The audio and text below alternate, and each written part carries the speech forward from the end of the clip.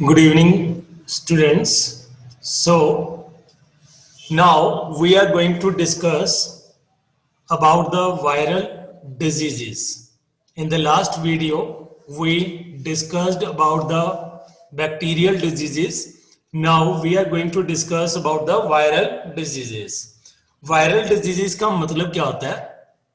जो वायरस के कारण फैलती हैं, यानी कि virus act as a pathogen, तो उनको क्या बोलते हैं हम? Viral diseases. तो सबसे पहली जो डिजीज है उसका नाम क्या है? Common cold. कॉमन कोल्ड, इसका सेकंड नेम क्या है? Rhinitis. Rhinitis it is caused, cause का मतलब क्या होता है? इटियोलॉजी। कारण क्या है? कौन फैलाता है इसको? इसको फैलाने वाले पैथोजन का नाम क्या है? Rhino virus. Rhino virus. Mode of transmission यानी कि एपिडेमियोलॉजी। एपिडेमियोलॉजी इसकी क्या होती है? It is one of the most infectious human disease which is transmitted through inhalation of the droplets. तो ये भी हवा के थ्रू, जब स्नीज के द्वारा या कफ के द्वारा हम ड्रॉपलेट्स छोड़ते हैं, तो वो ड्रॉपलेट्स इनहेल करने के कारण ये इन्फेक्टेड पर्सन से, या कोई भी हवा के अंदर कोई पार्टिकल्स थे तो उससे ये किसके पास पहुंच जाती है? To the healthy person.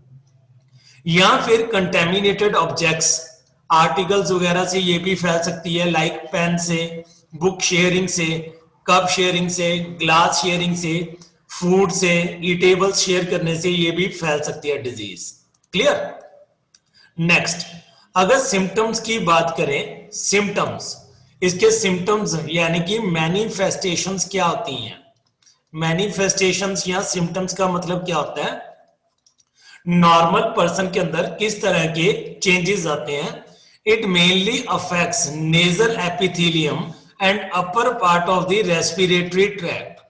तो नेजल एपिथेलियम को ये क्या करता है? सबसे ज्यादा अफेक्ट करता है। नेजल एपिथेलियम को अफेक्ट करने के बाद नेजल डिस्चार्ज क्या हो जाता है? बहुत ज्यादा होना शुरू हो जाता है। या फिर अपर रेस्पिरेटरी ट्रैक्ट यानी कि नेजोफेरिंग्स, फेरिंग्स को इफेक्ट कर सकता है, या ब्रीदिंग में प्रॉब्लम आ सकती है, लेकिन लंग्स को ये अफेक्ट ज्यादा नहीं करता। It is characterised by nasal discharge, यानी कि नेजल डिस्चार्ज ज्यादा होना शुरू हो जाता है। कंजेशन हो सकती है नेजल डिस्चार्ज, यानी कि नोज क्या हो गया? ब्लॉक हो गया। सोर थ्रोट, गला पक सकता है, उसमें खराश हो सकती है, होर्सनेस हो सकती है, खांसी हो सकती है, हेडेक, सर दुखना स्टार्ट हो सकता है, टायर्डनेस, रेस्टलेसनेस हो जाती है, यानी कि प्रॉपरली नींद नहीं आती, रेस्टलेसनेस। क्लियर? इंक्यूबेशन पीरियड, इसका इंक्यूबेशन पीरियड क्या रहता है? कुछ घंटों से लेके कुछ दिनों तक। ये तकरीबन 3 से लेके 7 दिन तक हमारी बॉडी में परसिस्ट करता है वायरस। 3 से 7 दिन इसका क्या हो गया? इसका रिकवरी पीरियड हो जाता है। डायग्नोसिस, इसको डायग्नोस कैसे किया जा सकता है? सिर्फ कुछ सिम्टम्स या साइन से ये क्या हो जाता है? डायग्नोस हो जाता है। क्लियर? प्रिवेंटिव मेजर्स यानी कि प्रोफिल एक्सेस, प्रोफिल एक्सेस, इससे हम बच कैसे सकते हैं? By isolation of the affected person, sterilisation of the articles and clothes used by the patient. जो भी पेशेंट है उसके क्लोथ्स, आर्टिकल्स वगैरह को प्रॉपरली अलग से स्टेरिलाइज करने चाहिए, वॉश करने चाहिए।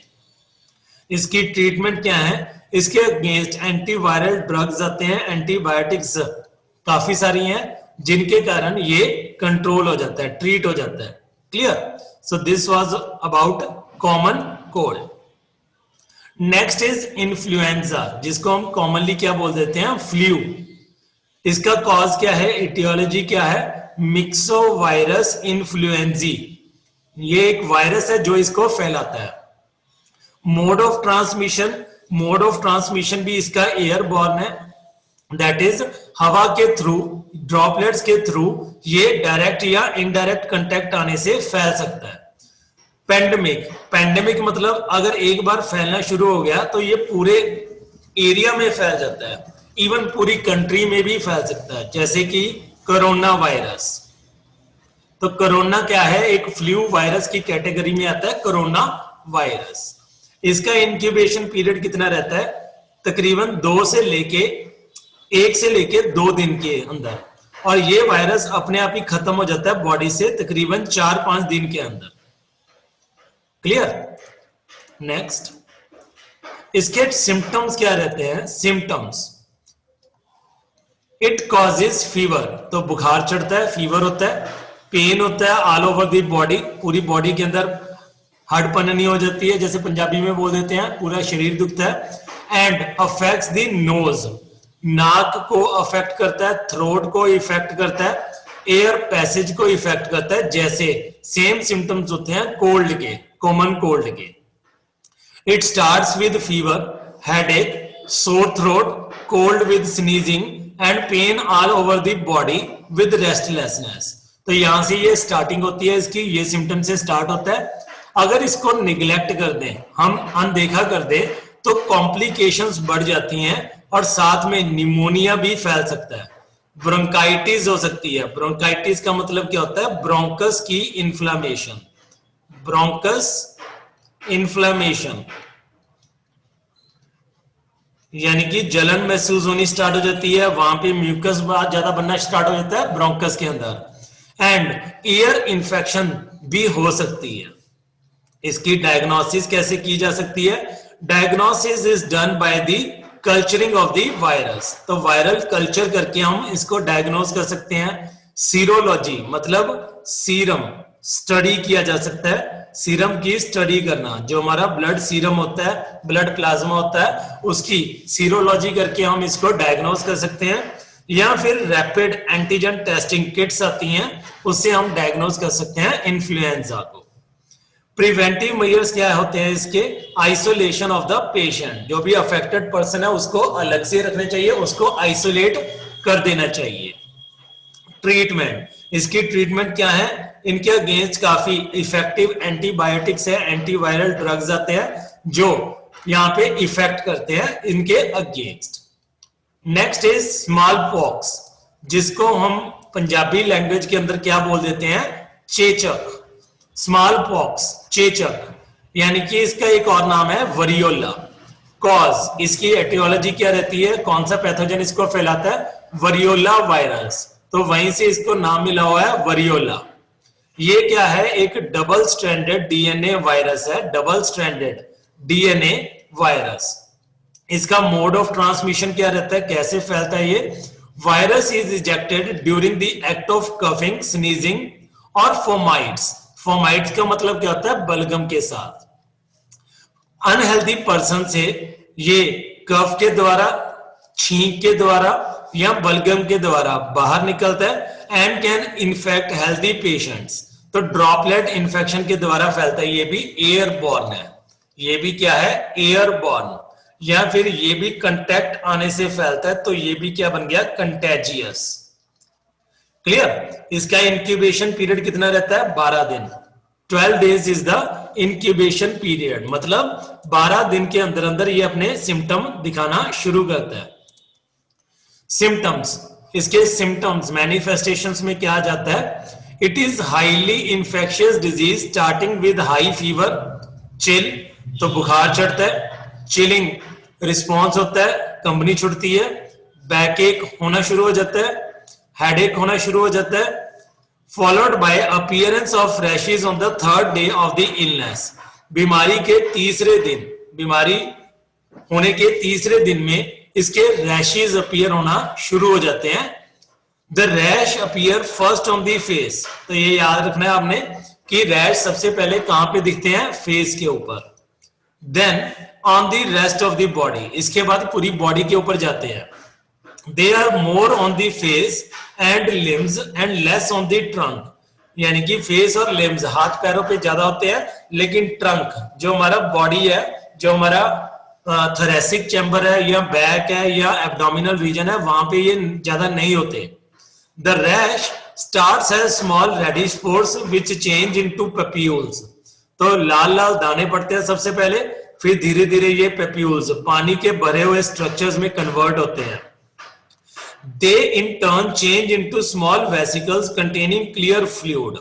Finally ये clear fluid इनके अंदर fill होना शुरू हो जाता है papules के अंदर. Vesicles again change into pustules. तो फाइनली जो वेसिकल्स हैं, पानी के भरे हुए स्ट्रक्चर्स हैं, वो पस्ट्यूल्स के अंदर कन्वर्ट हो जाते हैं. पस्ट्यूल्स का मतलब क्या होता है या पेप्यूल्स का मतलब क्या होता है? जो हमारे ड्राई स्कार्स बनके उतरना शुरू हो जाता है, ये dry scars. Finally a scab is formed and it falls. धीरे धीरे ये स्कैब में ड्राई हो जाता है, बिल्कुल स्ट्रक्चर ड्राई होके ये टूट के वहां से गिर जाता है. लेकिन जब ये टूट के गिरता है तो पीछे क्या छोड़ जाता है? एक मार्क छोड़ जाता है, ये अपना निशान छोड़ जाता है, एक पिट बन जाती है वहां पे. तीसरे हफ्ते में ये स्कैब बनके उतरना शुरू हो जाते हैं अपने आप ही.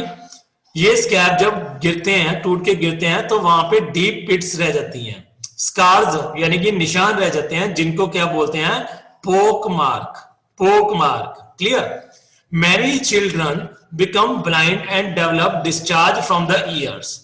कुछ चिल्ड्रंस में अंधे भी हो सकते हैं क्योंकि आंखों में भी ये छाले वगैरह हो जाते हैं, रैशेस हो जाते हैं. या ईयर्स के अंदर हो जाए तो परमानेंट ईयर्स के अंदर से लिक्विड रिलीज होता रहता है. इसको डायग्नोज कैसे कर सकते हैं? By PCR technique, that is polymerase chain reaction technique. Prophylaxis में, प्रिवेंटिव मेजर्स में हम कैसे बच सकते हैं? आइसोलेशन करके. जो पर्सन अफेक्टेड है उसको आइसोलेट कर देना चाहिए. या स्मॉल पॉक्स के अगेंस्ट वैक्सीन तैयार की थी एडवर्ड जेनर ने 1908 के अंदर. तो उसको हम वैक्सीन की फॉर्म में, स्मॉल पॉक्स की वैक्सीन की फॉर्म में हम ले सकते हैं. Finally smallpox has been eradicated worldwide. हमने क्या कर दिया? स्मॉल पॉक्स को बिल्कुल जड़ से खत्म कर दिया. 1978 के बाद कोई भी केस रिपोर्ट नहीं हुआ. No case was reported after 1978. So this was about smallpox. अब हम डिस्कस करने जा रहे हैं चिकन पॉक्स के बारे में. जो हम बोलते हैं कि माता निकल आई, चिकन पॉक्स, उसको बोलते हैं चिकन पॉक्स या वेरिसेला. वो क्या था? वरियोला. वो क्या था? Small pox. ये क्या है? वेरिसेला. क्योंकि इसके पैथोजन का नाम क्या है? Varicella zoster. It is also a double stranded DNA virus. Mode of transmission में क्या आ जाएगा? कैसे फैलता है? इसकी एपिडेमियोलॉजी क्या है? मैं बार बार ये वर्ड यूज कर रहा हूं, एपिडेमियोलॉजी, क्योंकि जब क्वेश्चन आएगा तो वहां पे एटियोलॉजी वर्ड या एपिडेमियोलॉजी वर्ड, ऐसे ही वर्ड यूज करते हैं.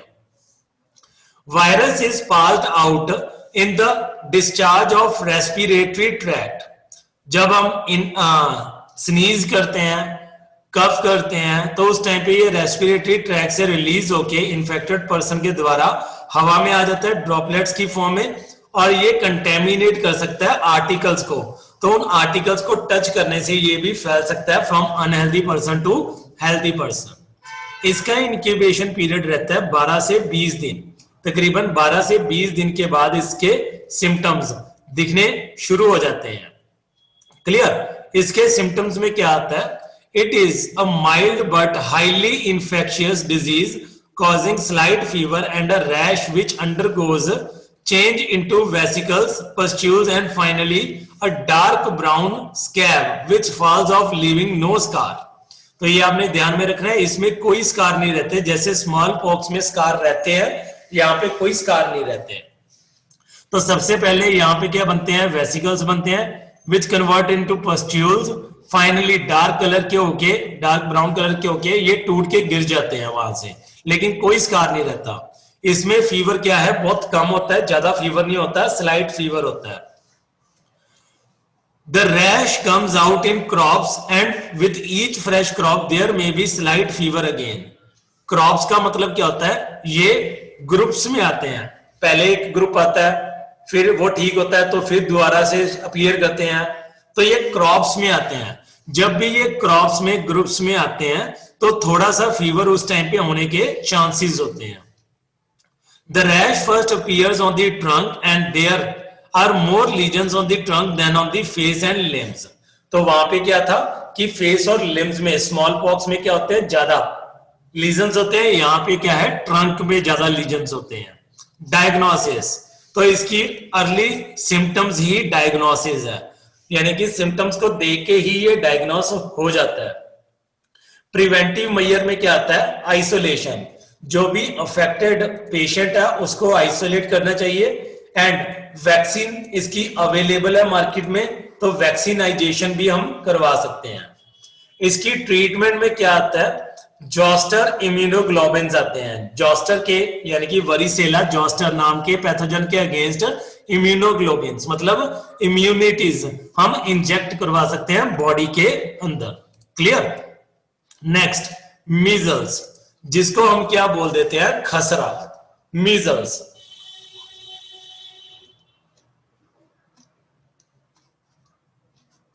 Just hold on.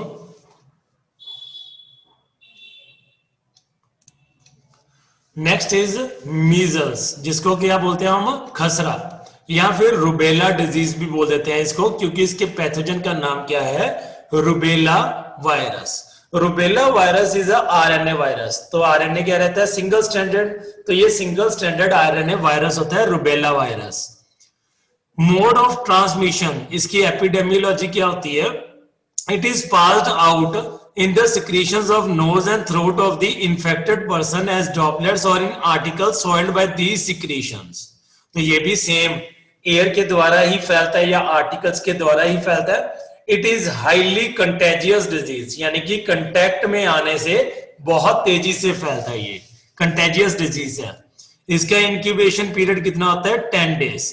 तो 10 दिन के अंदर अंदर ये अपने सिम्टम शो करता है और मैक्सिमम पीक पे पहुंच जाता है।